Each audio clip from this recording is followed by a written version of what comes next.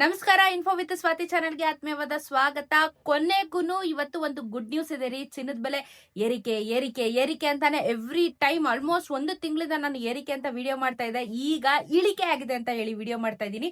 ಇವತ್ತು ಭರ್ಜರಿಯಾಗಿ ಇಳಿಕೆ ಆಗಿದೆ. ನೆನ್ನೆ ಅಂತೂ ಯಾವ ಮಟ್ಟಕ್ಕೆ ಏರಿಕೆ ಆಗಿತ್ತು ಅಂದ್ರೆ 8,000 ರೂಪಾಯಿ ತನಕ ಒಂದೇ ದಿನ ಏರಿಕೆ. ಹೈಯೆಸ್ಟ್ ಪ್ರೈಸ್ ಇನ್ಕ್ರೀಸ್ ಆಗಿರೋದು ಇಡೀ ಭಾರತದಲ್ಲೇ ಮೊದಲನೇ ಬಾರಿಗೆ ಅಂತ ಒಂದು ದಾಖಲೆನ ಬರ್ದಿದಂಥದ್ದು ಚಿನ್ನ. ಇವತ್ತು ಚಿನ್ನದ ಬೆಲೆ ಕಮ್ಮಿ ಆಗಿದೆ. ದಾಖಲೆ ಮಟ್ಟದಲ್ಲೆಲ್ಲ ಕಮ್ಮಿ ಆಗಿಲ್ಲ, ಬಟ್ ಸ್ವಲ್ಪ ಮಟ್ಟದಲ್ಲಿ ಕಮ್ಮಿ ಆಗಿದೆ.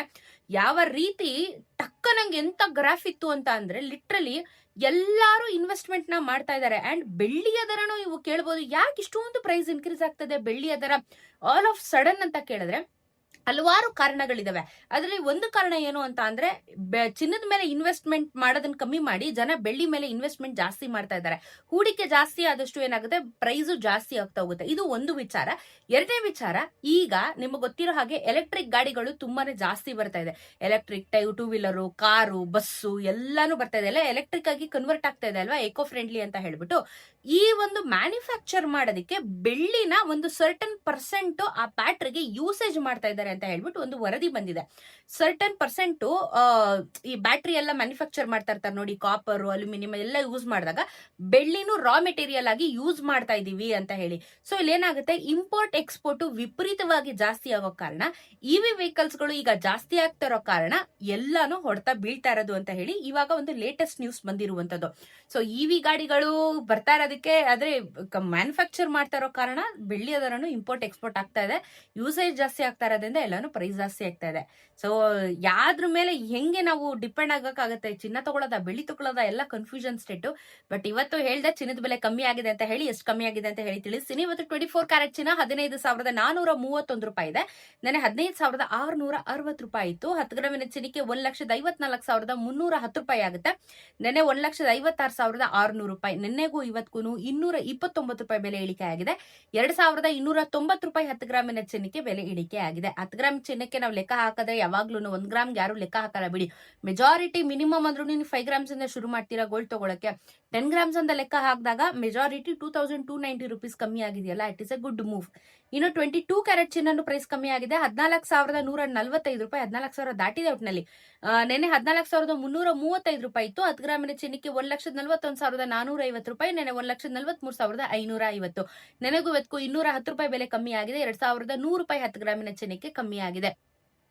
ಇದೇ 100 ಗ್ರಾಮ್ 22 ಕ್ಯಾರೆಟ್ ಚಿನ್ನ ಮಾಡಿಸ್ಕೊತೀನಿ ಅಂದ್ರೆ 14,14,500 ರೂಪಾಯಿ ಆಗುತ್ತೆ. 14,14,500 ರೂಪಾಯಿ 100 ಗ್ರಾಮಿನ 22 ಕ್ಯಾರೆಟ್ ಚಿನ್ನ ಮಾಡಿಸ್ಕೊತೀನಿ ಅಂದ್ರೆ ಅದು ಬರೀ ಮಾರ್ಕೆಟ್ ವ್ಯಾಲ್ಯೂ ನಾನು ಹೇಳೋದು.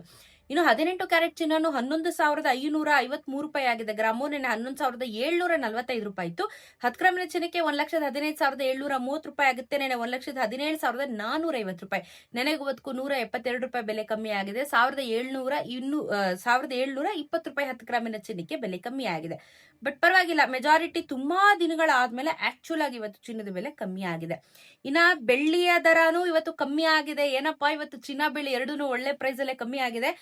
1 ಕೆಜಿಯ ಬೆಳ್ಳಿಗೆ ಇವತ್ತು 5,000 ರೂಪಾಯಿ ಕಮ್ಮಿ ಆಗಿದೆ. ಅಂದ್ರೆ 1 ಗ್ರಾಮ್ಗೆ 5 ರೂಪಾಯಿ ಕಮ್ಮಿ ಆಗಿ 325 ರೂಪಾಯಿ ಇದೆ. ನೆನೆ 330 ರೂಪೀಸ್ ಇತ್ತಲ್ವಾ ಗ್ರಾಮು, ಇವತ್ತು 325 ರೂಪೀಸ್ ಆಗಿದೆ. ಏನೋ ಪರವಾಗಿಲ್ಲ, ಗುಡ್ ಡೇ ಅಂತ ಅನ್ಕೊಳ್ಳೋಣ. ಚಿನ್ನ ಬೆಳ್ಳಿ ಎರಡು ಕಮ್ಮಿ ಆಗಿದೆ. ಬಟ್ ನಾವ್ ಇವತ್ತು ಹಿಂಗ್ ಖುಷಿ ಪಟ್ರೆ ನಾವ್ ಅನ್ಕೋತೀವಲ್ಲ 2,000 3,000 ಅಂತ. ಇವು ಒಂದೇ ದಿನ 8,000 ಪ್ರೈಸ್ ಜಾಸ್ತಿ ಆಗ್ಬಿಟ್ರೆ ಏನ್ ಮಾಡೋದು?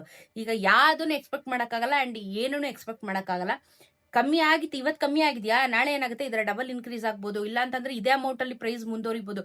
ಏನು ಹೇಳಕ್ಕಾಗಲ್ಲ. ಎಲ್ಲಾನು ಸ್ಟಾಕ್ ಮಾರ್ಕೆಟು, ಇಂಪೋರ್ಟು, ಎಕ್ಸ್ಪೋರ್ಟು, ಎಲ್ಲಾದ್ರ ಮೇಲೂ ಡಿಪೆಂಡ್ ಆಗೋ ಕಾರಣ ಎನಿ ಟೈಮ್ ಏನ್ ಬೇಕಾದ್ರೂ ಟ್ವಿಸ್ಟ್ ನ ತಗೋಬಹುದು ಚಿನ್ನ ಮತ್ತು ಬೆಳ್ಳಿ. ಸೊ ಎನಿವೇಸ್ ಇವತ್ತು ಕಮ್ಮಿ ಆಗಿದೆ.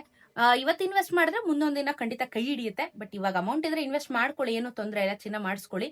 ಇಲ್ಲ ಅಂತಂದ್ರೆ ಇನ್ನ ಕಮ್ಮಿ ಅಂತ ಆಗದೆ ನೀವು ಇನ್ನೇನು 13,000ಕ್ಕೆಲ್ಲ ಎಕ್ಸ್ಪೆಕ್ಟ್ ಮಾಡ್ತೀನಿ. ಗ್ರಾಮ್ ಇನ್ನೊಂಚೂರು ಕಮ್ಮಿ ಆಗ್ಲಿ ಅಂದ್ರೆ 13,000ಕ್ಕೆಲ್ಲ ಬರಲ್ಲ, 14,000 ಮೇಲೆ ಹೋಗುತ್ತೆ. ಇಲ್ಲಾಂದ್ರೆ ಒಂಚೂರು ಅಲ್ಲಲ್ಲೇ ಬಾರ್ಡರ್ ಆಟಾಡುತ್ತೆ. ಬಿಟ್ಟು 13,000 ಒಳಗಡೆ 13,500, 13,200, 13,000 ಅದೆಲ್ಲ ಬರಲ್ಲ.